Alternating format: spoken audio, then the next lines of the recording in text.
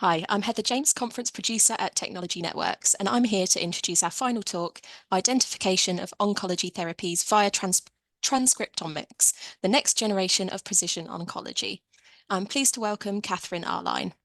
Kate is the co-founder and chief technology officer at SHEPHERD Therapeutics. A graduate of Harvard University Extension School, Kate joined SHEPHERD following a family member's diagnosis with a rare brain cancer. She now leads the development of the groundbreaking precision medicine platform Delve, which identifies the ideal cancer therapies for patients with rare cancers or profiles. A warm welcome to you, Kate. Following the presentation, we will also have a Q&A session, and we welcome any questions that you may have. Please ask questions using the Q&A system to the right-hand side of the video player. I will now hand over to Kate to begin her presentation. Thank you for having me. So as mentioned, we'll be discussing the status of precision oncology in 2024, and specifically the application of algorithms to RNA sequencing to identify promising treatment options for individual patients and improve their outcomes. As mentioned, I'm an employee of SHEPHERD Health. Today, we'll be discussing a review of cancer treatment over the last 120 years and the status of precision oncology today. We'll talk about the importance of adding RNA to DNA when selecting individualized treatment protocols for patients, and our solution to that called GCVA. We'll briefly discuss GCVA's integration into the Delve platform and how we leverage it for individual patients, and we'll cover some paths forward that we think are important for patients, researchers, and clinicians. I wanted to orient us to the status of cancer treatment over the last 120 years, because many of the places that we've been in this time are still providing information and modalities that we use today. There have been tremendous strides, especially in the last 10 years. And the opportunity for that really opened in 1990 when the first human genome was sequenced. 8 short years later, trastuzumab became the first genome-informed therapy. And in 2001, imatinib's approval for BCR-ABL and CML informed us what we could hope to expect when we identify the right target and match it with the right patient population. In 2014, the modern age of immunotherapies opened with the first PD-1 approval. And in 2015, the NCI MATCH trial showed us what we can expect when we, in mass, match patients with therapies based on their molecular profiles. In 2017, the first tumor-agnostic approval occurred. And this is important because it was the first time that we matched patients with therapies not based on the organ of origin or on their specific diagnosis, but on the presence of a molecular marker in their cancer. That was also the year that the first CAR-T therapies were approved and the first genomic profiling test cleared FDA. It's the year I joined SHEPHERD. And I was surprised when I put this slide together how many of the things that I now take for granted in terms of our ability to do bioinformatic analysis and work across cancers have really come about just in this short time. A lot of that's due to 2018's first publication of the TCGA Pan-Cancer Atlas. And it's impossible to overstate the importance of this research to modern bioinformatic data analytic techniques and its ability to allow us to look deeply into cancers that previously have been rare and understudied and intractable. Over this time, we've progressed from radiation into chemotherapy, targeted therapies, and immune oncology. And we've also changed development paradigms from organ of origin to molecular profiling, tumor agnostic, and now into personalized medicine. And while we've talked about personalized or precision medicine for a number of years, meaning that we're really treating the patient and the cancer as an individual, it's my belief that we're still only in the opening days of this, and that progress like we're going to talk about today is going to rapidly change clinical practice, even more so than in the last 10 years. I want to take a brief moment to talk about SHEPHERD, because our founding and our mission are critical to how we think about identifying therapies for cancer patients. We were founded in 2016 by David Hysong, who was himself diagnosed with a rare form of cancer when he was only 27. That informs our focus on drug development and precision oncology for rare cancer, although we can now work across all forms of cancer. This led to our emphasis on shared biology using that tumor-agnostic approach, and that has to be informed by the analysis of patient-level omic information. We also had to answer basic questions about what is a rare cancer, realizing there's no consolidated global definition and actually several definitions that exist in the United States. We found that almost 1 in 3 of all diagnoses in the United States each year are for rare cancers, and 95% of all types of cancer are rare. Those statistics will only increase as we learn more about molecular subtypes of cancer via the methods we'll use today. In the course of SHEPHERD's history, we've aggregated omic information, including transcriptomics and genomes from over 1,200 global data sources to capture heterogeneity, and these represent 100,000 patients and 160 different types of cancer. We've also aggregated omic information for over 5,000 global cancer models, allowing us to understand which cancers can be rapidly assessed in a laboratory environment. This data focus informs the development of the Delph platform for the analysis of omic information. Our work, whenever possible, always starts from patient-level data rather than from mouse or cell line data. We have a specific focus on RNA for reasons we'll discuss later. The status of molecular diagnostics in 2024 is that it's widely used, but there's still a lot of room to grow. Molecular diagnostics, broadly speaking, includes next-generation sequencing such as whole exome, whole genome, and whole transcriptome sequencing, as well as smaller gene panels, circulating tumor DNA and RNA, and older technologies such as microarray. The most frequently used molecular diagnostics are measured changes in the DNA, looking for mutations, copy number variants, and other alterations. Standard insights that are provided at a clinical level include the mutational status of the patient, matches based on that mutational status with FDA-approved therapies, as well as applicable clinical trials. But at Shepherd, we know that these are rich data sources that include many other types of information that could be interrogated both on an aggregate cancer level as well as for individual patients. Markers included in this data include those that can point to the development of resistance, pharmacodynamic markers for drug development, pathway regulation changes, subclonality, microenvironment characteristics, and immunotherapy markers that are more sophisticated than the single markers we typically look at today. The promise of personalized medicine is, in short, magnificent, and some of our early successes really point to this. There have been drugs on the market like Vitracfi, larotrectinib, which the media has sometimes termed Lazarus-type drugs. Patients that have exhausted standards of care receiving the appropriate therapy can go on to live long and healthy lives. In some cases, especially for rare cancers, enrollment in an appropriate molecularly matched clinical trial, even in a phase 1, can improve treatment outcomes over standard of care. There are many tumor-agnostic approvals now, and there are many biomarkers or genomically informed-based approvals, and these increase year over year. But challenges for patients persist. The federal government does not cover molecular diagnostics for patients at the time of diagnosis on Medicare, Medicaid, and CHIP, and the majority of patients still do not require insurance coverage for molecular diagnostics. For patients who do receive molecular diagnostics, many of them are not matched with FDA-approved therapies, in part because there aren't enough therapies yet approved to cover all of the causes of the myriad causes of cancer. Depending on the paper and the data source, anywhere between, let's say, 14 and 60% of patients can be matched molecularly, but a smaller number of patients actually receive those therapies in the clinic due to restrictions about standards of care, habits of use, and insurance reimbursement. Many patients who receive those therapies don't respond based alone on DNA matches. My hypothesis for this, and there are many potential reasons, but something that we think about deeply here is that if a drug is developed in a specific organ or tissue type using relevant gene-relevant mouse and cell line models, when you try to reposition that therapy elsewhere in the body, the microbiome, the cell types, the cell signaling have all changed. You're no longer recapitulating the environment for which the original targeted therapy was developed. Many patients also develop resistance to highly targeted therapies. Because they're so specific, the cancer ultimately evolves around it. And this points to the need to additional treatment avenues and intelligent drug combinations. Overall, for the reasons we've discussed, DNA isn't wholly sufficient to match patients on from a precision medicine approach. Many rare, pediatric, and intractable cancers are not driven by the targets of current FDA-approved therapies. Indeed, many of them are genetically driven, and those changes aren't necessarily or at all captured in the DNA. A single targeted therapy is frequently inadequate to induce long-term response. So the limitations of the current environment in which we find ourselves are several. Most therapies aren't tested in all of the forms of cancer they can treat. This is partially due to the realities of drug development, as well as that focus we talked about on specific organs or tissue types to begin with in a pharma project. Not all patients who can benefit from therapies receive them. Many patients don't receive molecular diagnostics, they're not matched with therapies that exist, or there are clinical reasons for not providing them. Many drugs still have unknown properties, and this is something we focus on a lot at Shepherd. Unknown and unstudied effects can be beneficial to patients as well as cause toxicities in tissues and tumor types in which they've not been measured.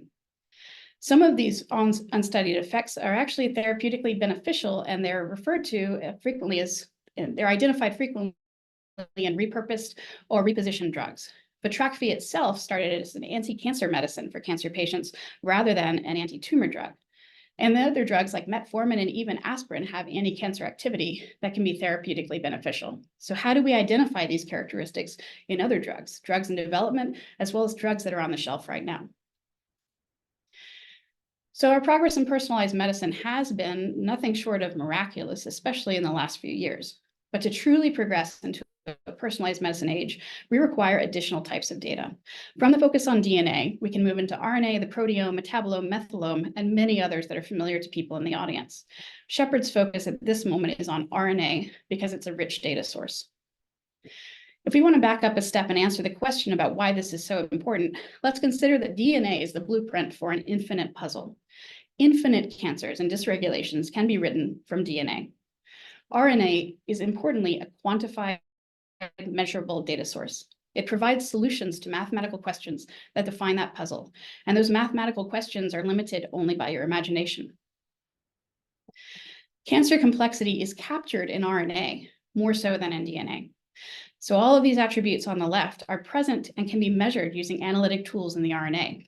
I want to focus on one here that may be slightly less familiar to people in the audience, which is human behavior interactions. We work with many cancer patients day to day, and it's very common for a cancer patient to change her behavior as soon as she's diagnosed. She'll change diet, exercise, exposure to potential toxins in her home, and obviously stress levels change. We know that all of these decisions can change the transcriptome of the tumor in a rapid manner. So the cancer that's presented in the clinic is no longer the same cancer even a week later. Viral and bacterial interactions are also increasingly studied as potential components of what drives cancer. We can measure all of these in the transcriptome, and that's why early and repeated transcriptomic sequencing can allow us additional insights that DNA can't provide. RNA captures such rich information because at heart, it's a waveform. If you imagine a still pond, then a single drop of water in that pond sends ripples out in every direction. Consider that as a DNA mutation. Now consider 100 drops of water on the same pond, and all of those mutations start to interact. Some of them amplify each other, and some of them reduce. Just measuring DNA won't tell you that. RNA, every slice of RNA is a slice of a moment in time. And so if you combine many of those, you can start to think about how do you recapitulate the most important mutations. Not necessarily the ones that are related to an individual cancer from basic science, but the ones you find in the patient in front of you. And which targets are most important to returning that pond to its still state, to returning the tissue to a healthy state. Pathway analysis is the typical tool that we think about in terms of how to analyze RNA, but it's only one. Signals theory, physics, electrical engineering can all provide us different mathematical solutions to this complex problem. The development reality for pharma companies especially is that in some cases, as with imatinib and Vitrakvi, picking the right target for the right patients can result in remarkable responses. But that's not the case for most drugs, because a single biomarker-based approach is inadequate. And Shepherd learned this early on in our development. We were working on a targeted therapy that had other therapies against the same target in the clinic. So we brought those therapies in-house. We looked at the biomarkers that were being used and some of the data that had underlaid the development of those therapies. They were using the biomarker TP53 mutational status. So we reanalyzed it using Bayesian statistics. And we found that it was no better than a coin flip at either predicting outcomes in clinical models or in the patient population. This led us down the path of asking which data sources would provide us with better information and how do we ask it. And of course, we selected the full transcriptome, more than 19,000 coding genes. We also learned that our focus on RNA wasn't unique, that there was great evidence in the clinic that matching patients on RNA could return good outcomes. The Winther trial was a landmark trial that showed that if you could match patients on DNA in RNA, but you also match patients who didn't have DNA level mutations that were actionable in Arm B, you got similar outcomes. And that was using less sophisticated types of analysis than we use here at Shepherd. So that told us that we were on a strong path. There are many other ways of thinking about this problem. One of them is the SELECT framework, which identifies synthetic lethalities in the transcriptome. That framework has shown tremendous predictive power, and other frameworks have built on top of it. So we know we're on a good road, that it's well established in the science that RNA can provide good outcomes for patients. The strengths of these approaches are many. They're highly accurate, they're applicable to diverse cancers, and they're applicable to those patients without DNA mutations. But there are opportunities for improvement. First, those methods rely on well-studied targets and pathways. They're not going to account for things that haven't been studied, such as those off-target effects that may be beneficial. They're not generally applicable to chemotherapies and therapies with diffuse mechanisms of action, like some kinase inhibitors. And in some cases, they're built on a limited number of cell line models that don't fully recapitulate the status of the real indication. The key concept we focused in on is the idea that the same drug can be effective in different people for vastly different reasons. Not all of those reasons are well studied. So what's a better approach to RNA? It's going to have three characteristics. First, it's a data science approach. It can ask and answer many questions at the same time. It's not reliant on decisions made in a laboratory environment about what specific interactions to study based on the known targets of the drug or the development goals for the program. It's truly tumor agnostic. So if we want to develop tumor agnostic molecularly targeted therapies, we need to start with a vast data set, high throughput screens, immense amounts of information related to all kinds of cancer. We don't see the algorithm with specific information just about breast cancer, including, in fact, in our work, we specifically exclude any data that isn't broad enough. And it should be hypothesis and target agnostic. We don't predefine or teach the model what we think we're going to see. We ask the model which characteristics it observes as being most important to making the drug work. Mathematics, again, is the proper tool for answering all of these questions. So SHEPHERD's approach integrates many transcriptomes. When we make a prediction or create an equation for a drug, we leverage at least 100 transcriptomes. These can come from clinical data representing many cancers, or they can come from a high throughput screen of in vitro data. We associate those full transcriptomes with the many outcomes that are observed. And again, because we base everything on Bayesian statistics, that has to be a balanced data set. We want to see extreme responses in both directions so that we can compare and contrast the attributes that make the most difference to the impact of the therapy. These analyses are knit together in a Bayesian-based algorithm called GCVA, or Gene Cluster Voting Algorithm. This generates a drug signature equation. On average, at least 100 genes are components of this final equation. Anywhere from 50 to 450 I've seen included depending on the specific drug. And those genes are mapped according to their regulation change in contrast to a panel of normal tissue, the direction of that change, and the contribution of that change to the drug's effect.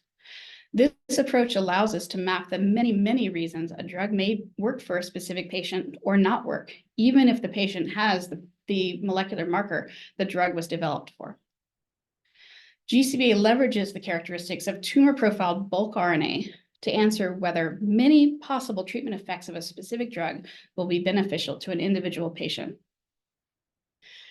The capabilities of the GCVA approach are many, and it checks those boxes we just described. It's a data science approach, it's truly tumor agnostic, and it's hypothesis and target agnostic.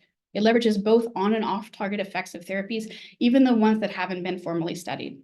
It identifies therapies for patients without a DNA level match, and it distinguishes between therapies with identical, quote, mechanisms of action, including chemotherapies.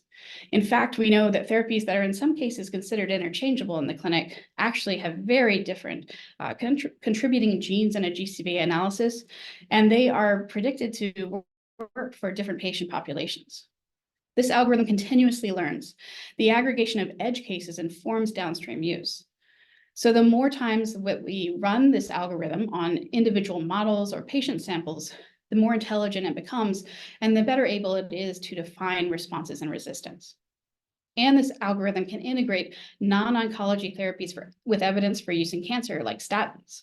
We can also predict on adjuvant therapies and therapies like anti-seizure meds and anti-nausea meds that are known in some cases to have anti-tumor activity. Because GCVA is built on the transcriptome, it is an incredibly powerful tool to look backward toward DNA and forward toward the proteome. In fact, it's a key that it can encode answers to both of those problems. On this slide, we see the GCVA genes that were selected for these two therapies in blue and the canonical interactions from CIVIC in green. GCVA can be thought of as the type of network analysis, but it sits above pathways. So GCVA identifies interconnections that operate at a very high level. It picks out the most specific nodes, because if you touch one pathway, you touch many. So GCVA identifies the ones that are most critical to all of those downstream ripples. In some cases, GCVA does identify the canonical targets of a therapy as being highly important to the response to that therapy, and Gleevec is a great example. But in other cases, what GCVA typically identifies are therapies that are highly connected to the targets of interest, as well as nodes that are less connected or not connected at all. And those nodes are encoding off-target effects. So you can see the many string connections. These are connections at the proteome that have been drawn based on literature and computational analysis and other methods. This is another look at similar data. So in the table at left, this is actually a repurposed therapy that is broadly used in oncology. And the DELV predicted, the GCVA predicted genes are at the table, the column at left. And you can see that they're all connected to many genes in the column at right that are curated from literature as known laboratory science-based interactions. In the image at right, the string chart shows in the bottom, the red arrow that's pointing to gene GLI2. This specific gene is connected with 26 different genes that have been literature documented to be impacted by this cancer therapy. Similar to the other algorithms we looked at, GCVA has extremely high predictive accuracy. Across 282 drugs and 1,300 cell lines, GCVA is accurate at 90% of the time at identifying the cell line and drug pairs that are most responsive and most resistant. And this statistic holds up in both retrospective studies of additional data sets, as well as prospective studies we've conducted with high throughput screens and in our laboratory. In aggregate, it's also highly accurate on ex vivo and in vivo models. Here's an example of some ex vivo and in vivo prospective work validating GCVA. And this, I should mention, is the same therapy we looked at that was being using TP53 as a biomarker. So in the left, we have a number of ex vivo studies, and GCVA was correctly able to classify most of the true positives, false positives, true negatives, and false negatives. In the right are two mouse studies. The indication and the model at top was selected by DELV and by GCVA. It had not previously been considered by the researchers. The model and indication at the bottom was selected by the researchers. And you can see that there's a statistically significant difference in the outcomes between these mouse models. GCVA's deployment for a specific patient is this. We take the patient's transcriptome, and it can come from a number of different sequencing vendors because we have in-house normalization methods that allow us to work with data coming off of different types of machines and experimental conditions.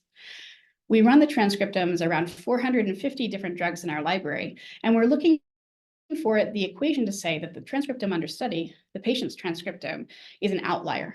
It's an outlier in a positive direction, meaning at least 2 standard deviations from the predicted average response. The transcriptome, the drug equations that fill that are then passed through to additional analysis. And these include, of the 450 drugs in our library, FDA-approved drugs, clinical trial drugs, research tools, adjuvant therapies, and repurposed drugs. GCVA is one component of the DELV library. So to review again, we take a patient transcriptome from a third-party sequencing vendor. We pass it through to RNA processing, the GCVA platform, and the full DELV platform, which also includes dozens of different components. Mutational analysis is conducted to identify if the DNA level mutations point to, they support the GCVA prediction or they refute it. We look at mechanism analysis, and it's very important for us to recognize that any specific prediction can be a false positive. How do we mitigate the risk of that? We try to identify that the mechanism that's voting positive for the patient does so in a statistically significant manner, that it's not by chance. In other words, that most drugs in the same mechanistic class vote positive for the patient. Then we have a number of different bioinformatic and analytic tools that we apply to that transcriptome: pathway analysis, immunotherapy analysis, combination analysis, and then a curated list of over 5,000 variants that are known in the literature to impact the probability of response from a single biomarker.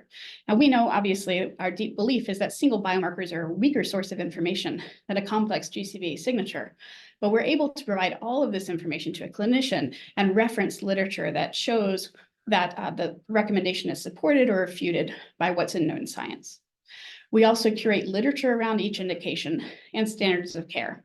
So we're looking for, especially in the cases of less well-studied cancers, is any evidence, ideally clinical evidence, that there is a use case for the specific therapy in a specific patient population, a specific cancer, and also in a patient with the molecular characteristics of this individual patient.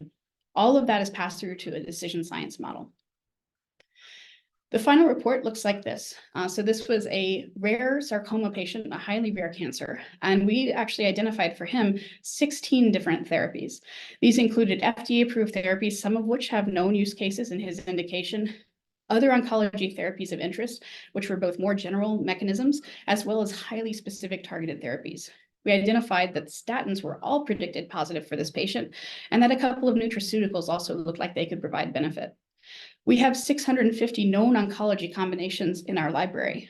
And for every drug that is passed fully through the Delve platform, we look to see if combinations of those drugs are in aggregate, more than half of them vote positive for a specific known oncology protocol. Then we can return those protocols to the clinician. In this case, we also identified a clinical trial combination, and we also identified what we call a novel combination, a combination of targeted therapies and chemotherapies that all had very important mechanisms and distinct mechanisms of action that we believe could be responsibly dosed in combination or sequentially and potentially provide beneficial outcomes for this patient. So to summarize Delve overall, it is both an research and development tool and a clinical decision support tool. It has 3 key questions. First, how do you make understudied cancers accessible for drug development? We can utilize any transcriptome for therapy efficacy predictions, and we have a deep library of over 100,000 transcriptomes representing more than 160 cancer types.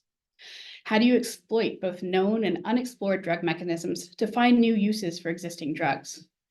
GCB identifies and leverages both on and off target effects. And I should mention that we can run this against healthy tissue as well and predict, especially for in development drugs, where you might see unexpected toxicities.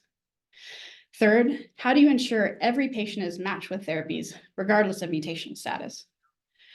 Our focus on RNA permits the identification of relevant biomarkers in every tumor sample.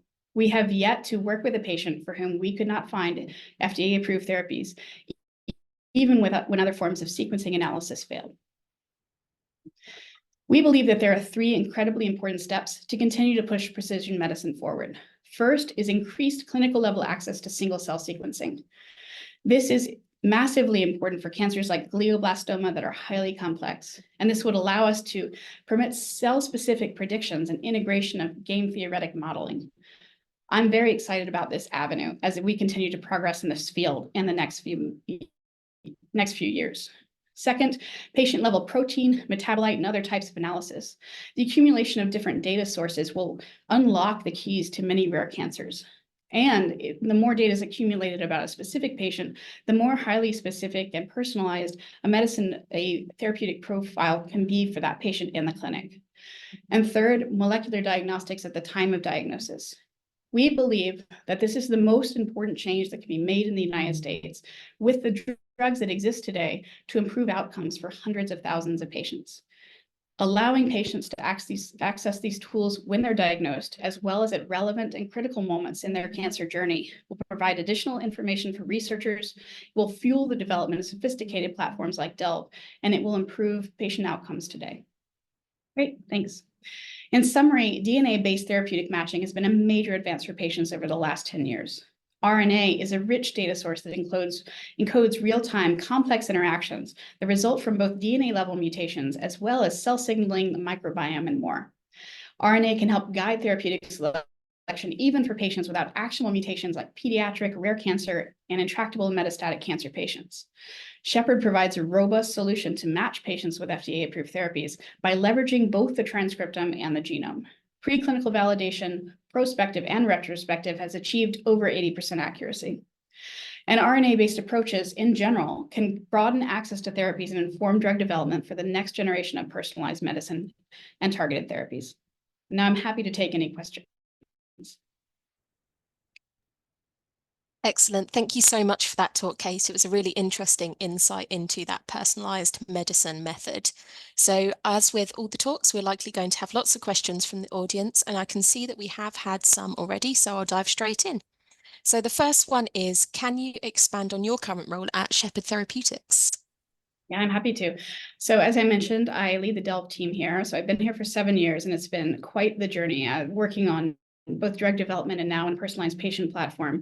So on day-to-day basis, we work both on R&D efforts, which I think we can talk about a little bit potentially, but also on the patient-facing application of this. So working with patients and doctors and research foundations to help them identify promising new therapies. Absolutely, and we do have some time. If you did want to hop into that R&D bit just briefly for us, you can absolutely expand on that. Yeah, I'm very excited to talk about this because I think where we are today is only the beginning of where we're going to be. And I'm very excited to see where we are in a year, 3 years, 5 years, and some of the big picture initiatives that we're undertaking. We want to build a more complex drug equation that fully describes the drug. But I want to spend a little bit more time talking about a complex patient equation. And because a patient equation can help tell you what are the probabilities for metastasis, what is the predominant tumor metabolism going on, what are the predicted subclonality characteristics that you could see if the cancer does metastasize, the probability of response to any therapy. In other words, how hard is this cancer overall to treat? How aggressive would a treatment protocol need to be to have a high probability of response? We were thinking about integrating different machine vision techniques on imaging that comes back for a patient. And obviously, we want to include that focus on single cell. So we're looking forward to the new technologies that are becoming available for patients right now. Excellent. Thank you so much for that. So we've got another question. So specifically, what do you see as the future of RNA sequencing? Yeah, RNA sequencing, I think as far as deeply as we've dove into it to this date, I still think it's an untapped resource. And I think bulk RNA in particular is something of an unappreciated resource.